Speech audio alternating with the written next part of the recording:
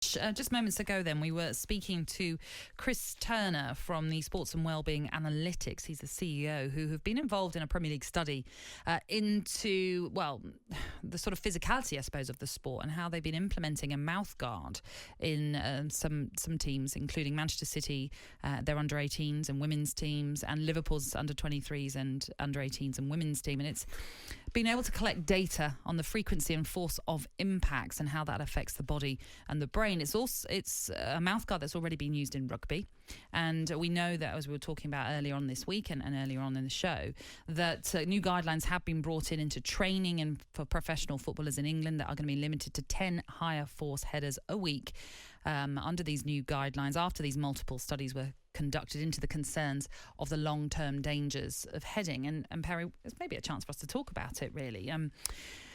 We've known for a while about the impact of heading on footballers and the rise, it seems, of older generation players now suffering with dementia, and that there are some suggestions of that link between the sport and those brain diseases.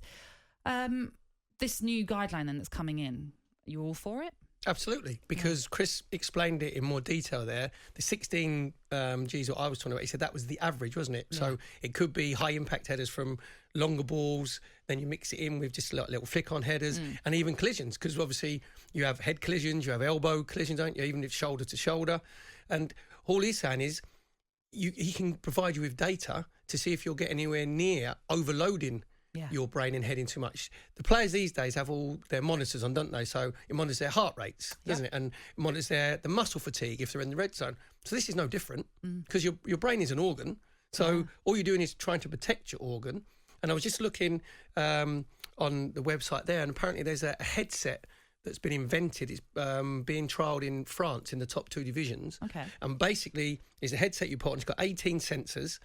And if there's been collision with heads, your concussion is suspected, you go inside the pitch, you put the headset on. It takes 3 to 4 minutes for the actual headset to work, and then after that, within a minute, the doctor gets the data to see if you are if your brain is concussed. So that's, pardon the pun, that's a no-brainer. That is, because having that on the side of the pitch, then it's taken away the opinion of a doctor, a neutral doctor who's under pressure. The findings there, and that's done within 10 minutes is the time substitution, concussion substitutions. Yeah.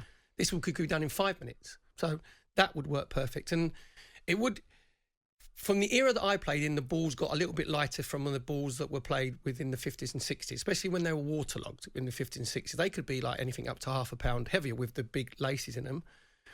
Then the balls are lighter now.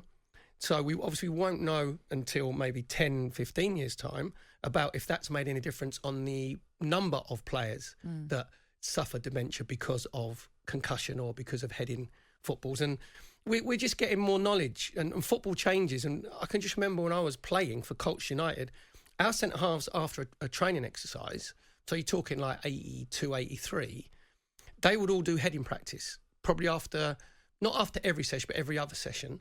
And it would be the wingers, little nerdy wingers like myself, firing the balls from the halfway line to the edge of the 18-yard box. And their task was to header like a clearance header, the ball back from the edge of the 18-yard box to the halfway line. And these are multiplexes, 32 panels, stitching in the panels, leather, heavier, miles heavier than what they are now. And I can remember we used to laugh because centre-halves like Steve Wignall, Mickey Packer, Steve Wright, they would come off, they would have like swollen foreheads.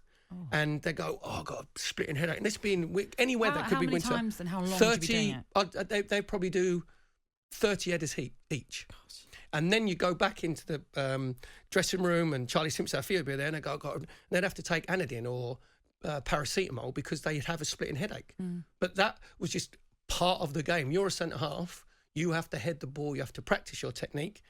Now, that wouldn't happen now. And also football's changed, where when I played, it was a lot more physical. It was a lot more aerial challenges. Now, because we want to play out from the back and we want to be quite right, we want to be exactly more technical. Even set pieces, I don't think a lot of clubs work at set pieces as much as what we used to. So that will negate a percentage of people who suffer. Jim White and Simon Jordan, Monday to Thursday morning, 10 till 1. on AM, on DAB, via the talkSPORT app and on your smart speaker. talkSPORT.